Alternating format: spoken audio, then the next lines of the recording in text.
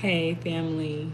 Um, Soulliaa right here. I wanted to be a woman of my word and share something this week. I know that the time is dwindling, right? And I didn't give myself like a daily goal, right? Like, I wasn't gonna say every Wednesday or something like that because I've tried to be rigid in those ways before. And I feel like it defeats me when the day of the week goes by and then I just feel like, oh, I have to wait till next week. So, anyways, um, I'm trying to provide some content this week. Last Friday, literally a week ago, I had a show here in Houston at said institute, which is a Pan African library here in the city. They do a lot of cultural events and the a nonprofit like owner and organizer and his team they are also work like they are also involved in work globally for the advancement of black people all across the diaspora. um, UN efforts, think tank efforts. I feel like I said that on social media the other day. But just their hands in a lot of stuff. So they have this showcase every month called Afro Sounds.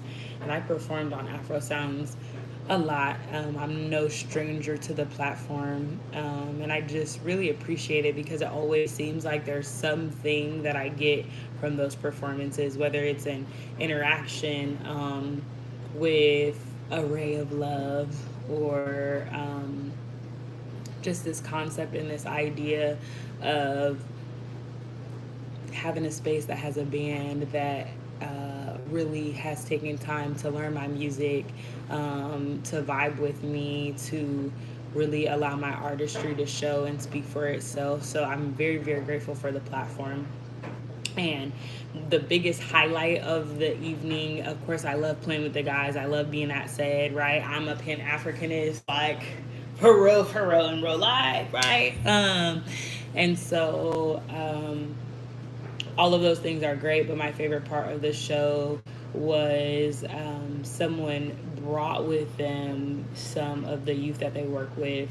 Um, in Covenant House in Houston. And I'm not sure if you're familiar with Covenant House, welcome in. But Covenant House it supports unhoused like opportunity youth. So I would say those aging out of foster care, those maybe in and out of the judicial system and stuff, and they just need some extra support in transitioning. And so she had brought her youth with her, and I think that was so powerful because when you're going through it, right, and you're down bad and right, you don't have the basic, right, Maslow's hierarchy of needs, right? You don't have the basic food, shelter, provision. It's hard for you to imagine yourself beyond like your circumstance, or if you're in survival mode generally, regardless of like the context, it's hard to imagine yourself creatively, to have the capacity to create, to do any of those things. And so she brought her youth out, and when I tell you their feedback for me was so phenomenal, like I know that I came to perform specifically. um I know I came to perform for them, right? Like, it was a bad, bad, bad rainstorm last week, y'all. Like, when I tell you, you couldn't see, and I live in Houston, so people in Houston, even on sunny days, struggle to drive. My baby always does the Texas drive, like meme sound. It used to be a trending meme sound on TikTok, and it just reminds me of that all the time. And the rain was pouring down, so I didn't think anybody was coming to the show. I didn't think, if I'm being real, and Lord knows my heart, if I'm being real, I didn't think I was gonna come to the show. You feel what I'm saying? Like, it was raining that bad, like lightning. The thunder was so loud, like the rain was that thick, heavy rain. It wasn't no mist or anything. It was really, really, really pouring down. And so the fact that the young lady was so intentional about bringing her youth out in the elements because she said this was something powerful that they needed to be a part of. And so many of them just came up to me and was just genuinely starting conversation. And this was before they even knew I was performing or knew who I was. Like, they were just really engaged in the environment and really made it what it was. So that was the best thing about the show. The show was called Voices of Wellness. So July, and we're August 1st. So welcome to the new month. Welcome to the new month. But July was BIPOC Mental Health Awareness. Hey, Fish. Hey, T. Chopped. I'm not chopped. I don't know. I don't know what that means specifically, but if it is what I'm thinking in my mind, I'm not.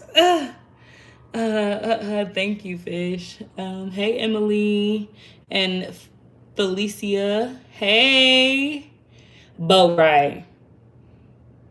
Hey, how are you? I'm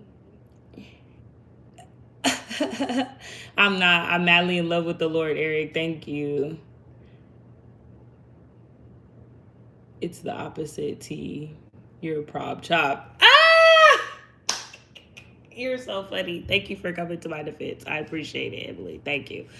But back to the tangent that I was on, family. The most powerful part of the show was the youth coming out, and like being able to see themselves in my art, and then also the poets and stuff that were there, and then transitioning into like the theme of the show. So it was called Voices of Wellness. And so July is BIPOC Mental Health Awareness Month. As y'all may know, I am okay. How you say the first part? Put it phonetically for me. Thank you, Eric. I appreciate that. So really, it was a mental health awareness thing. And some of y'all know, I don't know on this live if y'all know, but I'm a licensed clinical social worker. So I see clients in private practice, and I'm transitioning to being able to see Medicare and Medicaid folks as well.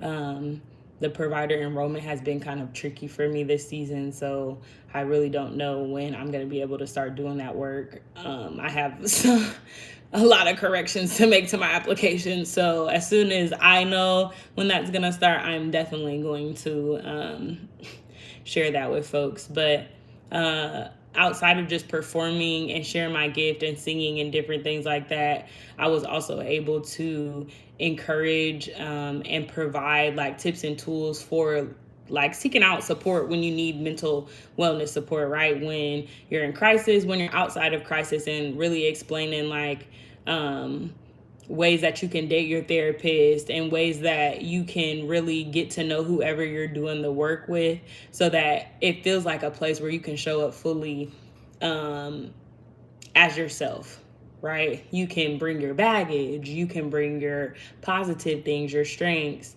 you can bring your familiar relationships, your intimate relationships, right? Like, I think the misconception about therapy is that it has to be one particular kind of way, or it has to be the clinician's way or no way at all. And that's really not the case this season. And I really want more BIPOC folks specifically to figure out a clinician that fits them, because our rates of like no showing or never coming back or like premature termination, whatever you want to call it, are so high.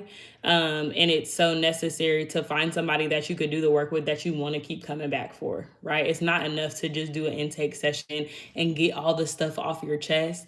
Yes, that feels like relief, but there's some continued work that you have to do after you release all that stuff to someone.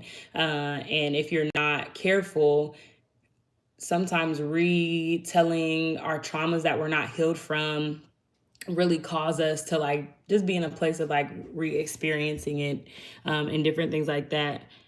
Hey, Mary Jane.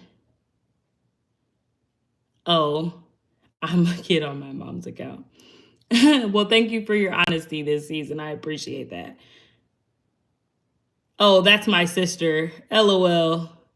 Hey, thanks for inviting her, Emily. I appreciate it. Hey.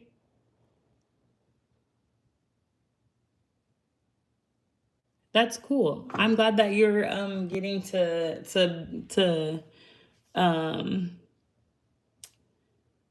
getting a new pet.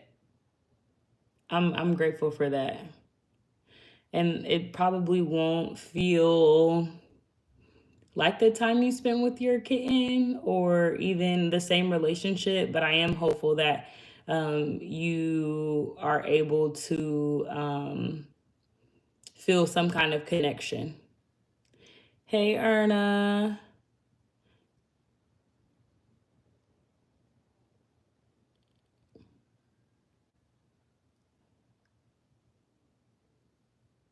Okay, cool, cool. I'm grateful. Like some generations or Coco's legacy. Very cool.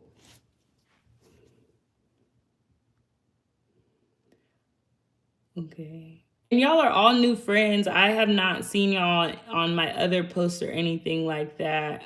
So if you have liked this live or like listen to me ramble, please subscribe to my channel. Tell your friends like you've already friends and family like you've already been doing, Emily. Right. Um I love that. Please, please subscribe if you have not already. I'm grateful that y'all are on here. And honestly, this was like a random live that I did. I typically try to post videos in the week. I'm getting better at being more consistent. And so I'm just grateful y'all are engaging because this was so impromptu. I didn't think that anybody was gonna join so last minute or so late. So thank you. And thank you. I appreciate it. Thank y'all. So that was really my rant. I just wanted to give a recap of the show and talk about what the show was about. I'm gonna post this video to my channel. So if you want to hear the shout outs of yourself on this video, please go back and watch it. Hey Swan, welcome. I'm about to end, but I'm grateful that you joined.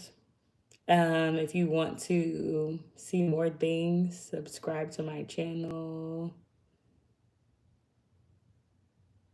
It's hard for me to find good strength.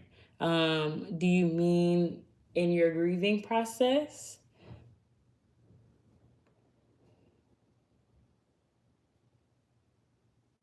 Oh, good stream. Okay, okay. Like your connection? Or just people to watch like that you're tapped in and engaging with?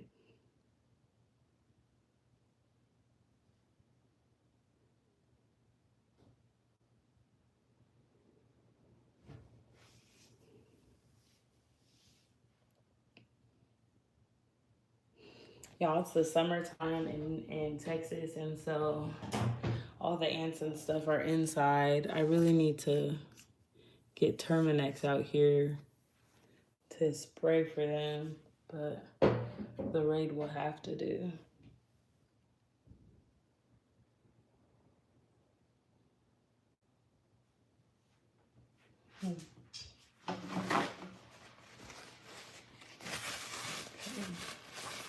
So again, um, thank you, Boat Right and Emily and Mary Jane for joining and talking to me. I'm so grateful that you liked the stream. I'm gonna be more intentional now that I know that people will be looking for it. So thank you. I appreciate this affirmation. I needed it. So have a good night.